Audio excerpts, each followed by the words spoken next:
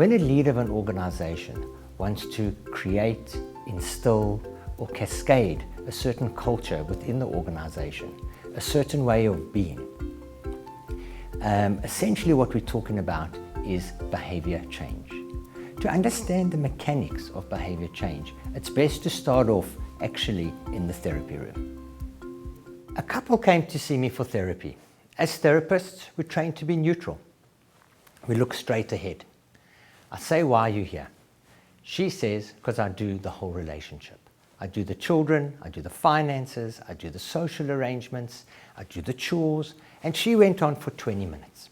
When she had finished, I said to him, and sir, tell me why you're here.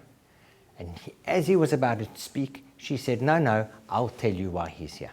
So very quickly, I learned that she does do the whole relationship. And I called them 95-5. She's 95, but the problem is she's full of resentment. He's 5 and he's disempowered.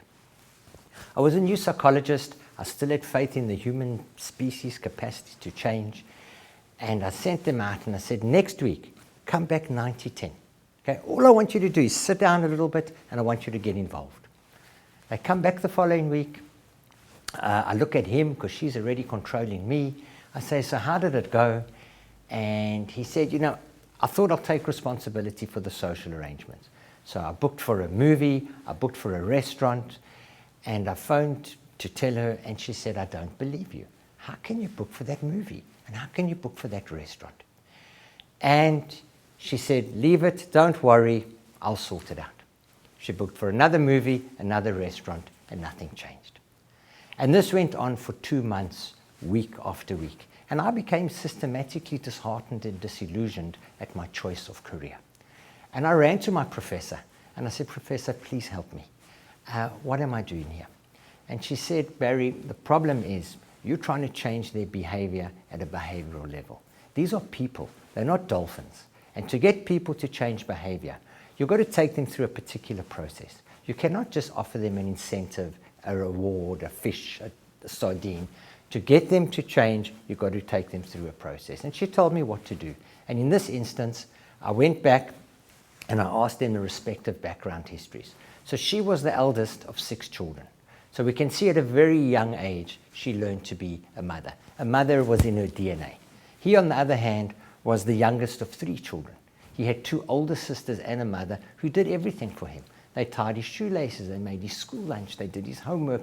So when they met each other, it felt fantastic because mom met child, child met mom, and they were very happy. But no relationship can sustain itself. Over the next 2 months, in them recalling their respective background histories, they started to recognize their contribution to the current situation, and their behavior moved to 80-20. Now, 80-20 in behavioral terms is very good. We're not looking for 50-50. 50-50 will take them too much outside of their core selves, and that will invite a whole lot of other challenges. 80-20 is enough for her not to feel resentful and enough for him not to feel disempowered, and they can still hold on to their core personalities. So why do I share this story with you?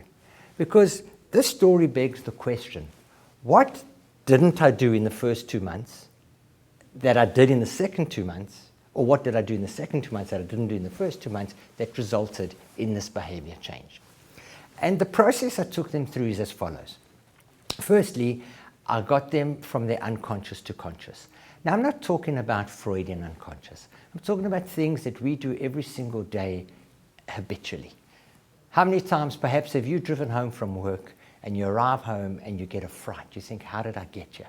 You don't remember turning left, you don't remember turning right, stopping at a traffic light. That's habit, that's unconscious behavior. How many times have you walked past somebody in the passage or corridor and you said, hi, how are you? And they start to tell you. And you think to yourself, why are you telling me this? I don't really care. But you did actually invite the conversation. So when I talk about unconscious, I'm talking about habits. When we bring our habits to consciousness, it forces us to reflect. When we reflect, we gain insight. With insight, we have a shift in attitude or mindset. And with a shift in attitude or mindset, only then can we have an increased chance of behavior or sustained behavior change. Now, the first 2 months, all I did was focus on the last part, behavior change. I left out the 4 other steps. And I'm sure you can relate to what I'm going to say to you now. That as a leader, as a parent, as a spouse, you may have said something to someone 10 times and thought to yourself, why don't they get it? Why don't they change their behavior? And the reason being, perhaps you're making exactly the same mistake that I made. It's just focusing on the behavior. In fact, to change people's behavior, you're not looking at the behavior. You're looking at the one level above, and that is the attitude or the mindset. And if we can shift the attitude or mindset, then all we need to do is equip them with the skills to execute the behavior we are wanting them to live. As an organization, that's what Circle and Square does. We shift people's attitudes through the science of inspiration.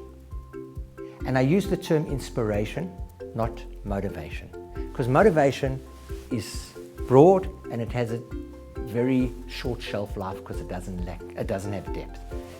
Inspiration is deep, it's from inside, so it doesn't require constant reinforcement from external